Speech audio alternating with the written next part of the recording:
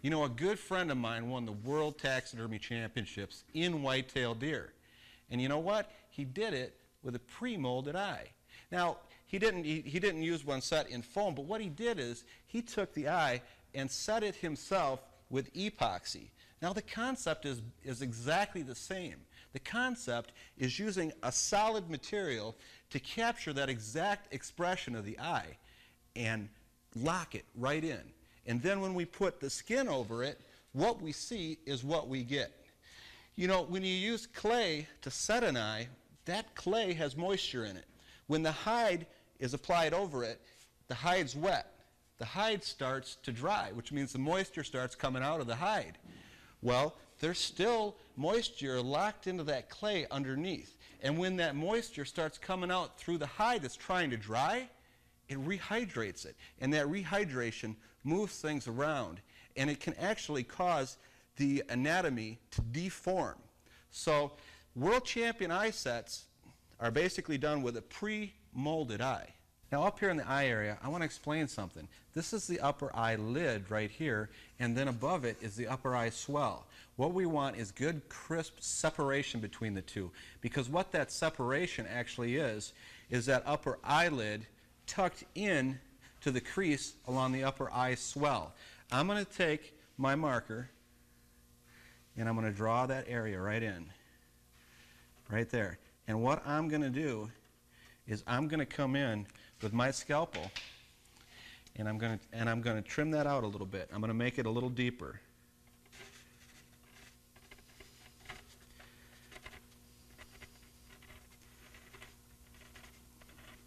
Now that crease is in the proper place, so don't move it. I sculptured it right exactly where it should be. Take a look at that. Now what we have, it's a little deeper right in there. And that's what we want. We're going to be able to take our hide and pretty well tuck it in there and get a nice, natural, and crisp transition between the two. Now I'm going to take my sandpaper and just smooth that out.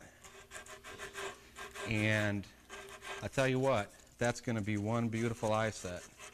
You know, when you have to set an eye in a hole in a mannequin with clay around it, you virtually have to spend hours getting that expression just right. The beauty of the pre-molded eye is that the anatomy and the lifelike expression is already there. The actual shape of the eye all around the upper eye swell, the front corner coming down into the tear duct and rounding out on the bottom with more of a drastic arc along the back is right there. With that upper eye crease cut in deeper, let's go down and take a look at the tear duct. The tear duct here, you can see, is very deep in this mannequin. We don't have to do anything to the tear duct.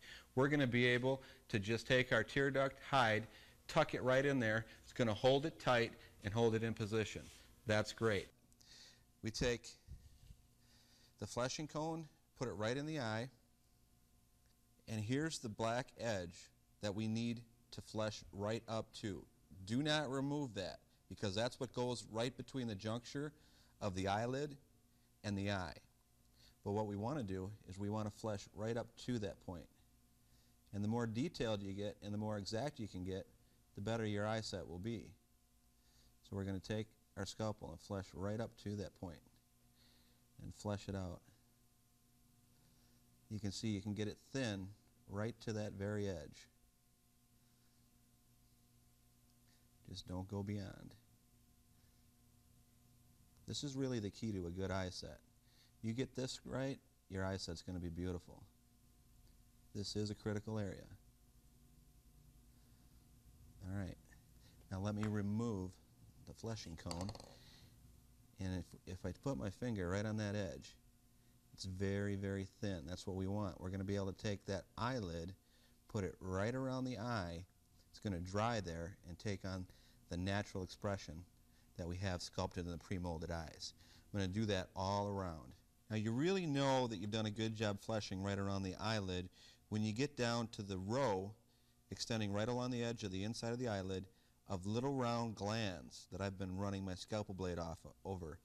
And what you do is you just get underneath them and you flesh them out, and then they're gone. Once you get underneath those glands, and flesh them out, you know you're as thin as you need to be right at that edge of the eye. Now there you can see all the way around I've fleshed from the very edge of the eye on back about a half of an inch all the way around. Now to finish up the eye, we can just grab our scythe and just start fleshing the excess out around the eye. Now if you look at that, everything in the eye area is fleshed right out to the very edge. Now we basically just have the tear duct to do, so we're going to take the edge of our fleshing cone, put it right in the tear duct area, because again this is an area that has kind of flapped under skin. So we're going to try to stretch it out real good. You can see that the end is right in the tear duct. With the end of the fleshing ball right in the tear duct, I can get in there with my scythe and just flesh it out real nice. Now you can also come from the eye socket in and get the front corner of the tear duct. This is an area that just requires a little getting comfortable with, getting used to, because there are complex contours here that you have to take into consideration. So take it slow at first, but flesh it out really good. Now I've actually taken my finger, pushed it right into the tear duct. I did cut a little hole right there. We'll be able to press that right into the tear duct of the mannequin. And we fleshed out all the way around. Now right on top of the tear duct, we're just going to take our curved scissors and trim it up a little bit, and then the tear duct will be done. Now we're ready for the part that actually brings the life to the deer. The life like the deer's actually looking at you. And that is the creation of the eye expression with the pre-molded eyes. Now it's basically a 3-pin sequence, and let's take a look into the mannequin. And the first pin will be put right in the tear duct corner of the eye. There's a nice roundness and rise to the upper eyelid. The second pin right there. A nice flow on back along the top eyelid. The third pin right here. Everything in between these we'll use our sculpturing tool to place. Now in preparation for setting the eyes, again we want to move the skin so that the skin is properly positioned around the eye. There we go. Plenty of upper swell skin up here. The eye is in perfect alignment. We'll do that on the other side. Everything's in alignment right now. With the eyelid in alignment, I'm going to open it up and get in there with some hide paste all the way around. The upper swell, the tear duct, the lower contour, and the back area of the eye. Just get in there with the hide paste. This is where we put the hide paste in now. If you get a little out on the corner like that, just wipe it off. We want to keep things clean. Now our eye is going to be a little messy, but that's okay. We'll wipe it off after the eye is set. So let's take the tear duct, put it in alignment, and you can see that as soon as we put the hide in proper alignment with the tear duct, that inner transition of the lower lid to the upper lid falls into place. And I just take and place that. We'll take a pin, grab a little bit of the hide there, and actually take and embed that pin right in at the transition with the eye. So we'll take and push it right on in, press it right up. The tear duct corner of the eye is secure. With the tear duct secured, we're going to move the brow hide up and forward a little bit and position that the beginning of the upper eyelid. The mannequin has it sculpted in. It's nice and rounded from the tear duct on up, and then we get that upper eyelid corner. And if you take a look at the eyelashes, when this is positioned correctly, the eyelashes are actually angled slightly down over the eye. The eyelashes help protect the eye.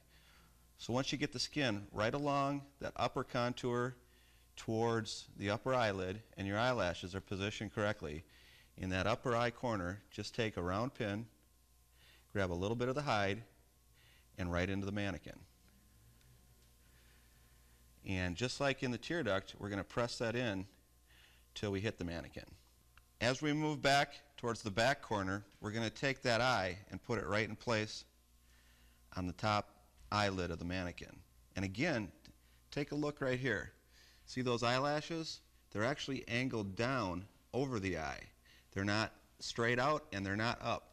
If they are straight out or up, that means that your eye placement is wrong and the hide is riding up the eye too far. That's what we're looking for right there. That's looking good. We'll take the bottom, put it right along the eye. Oh, this deer's starting to come to life already. Cool. Right along the back corner, get that in position. This back skin rests right flat against the mannequin. And it's got a sharper contour right at the back.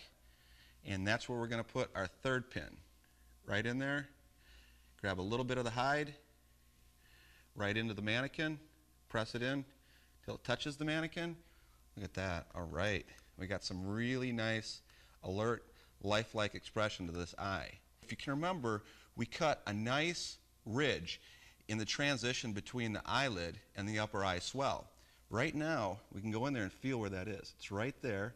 I'm going to hold the eyelid in place, and I'm going to tuck that in. Oh boy, we're getting awesome expression in this upper eyelid, upper eye swell transition. Look at that. Great. There we go. Here we can see a lot of the lifelike angles of the eye.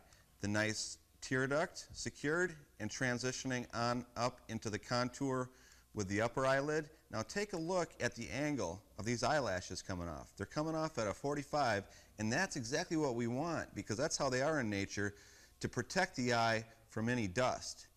And a nice transition between the upper eyelid and the upper eye swell. Nice rounded lower arc to the lower eyelid on right up to the upper eyelid. Beautiful. Now we need to position the tear duct right over the tear duct trench of the mannequin. We can feel it right in there. It should be pretty well in alignment with, how we adjusted the hide for the eye set. Whether the tear duct has a hole in it doesn't really matter because that whole white area is now going to be placed right down into the tear duct. Basically, we want the dark hair on this side to match the dark hair on that side with this white skin tucked into the tear duct. So go ahead, start tucking. Starting to come together. Look at that. That's exactly what we want. I'll keep tucking. Beautiful. Now you can see how the dark hair comes together with just a little tear duct slot. That's what we want. You can take a couple of those round pins, embed it in the top and the bottom, and that tear duct is going to remain solid in the tear duct. With the eye and the tear duct fully positioned, just take a little water, a clean brush, and we'll clean off that eye right to the outside edge. The really cool thing about a nice brush is that you can use it to actually form and shape the very inside edge of the eye. I tell you what, we got great balance from both sides. We have proper angulation and expression. Man, this deer's coming to life.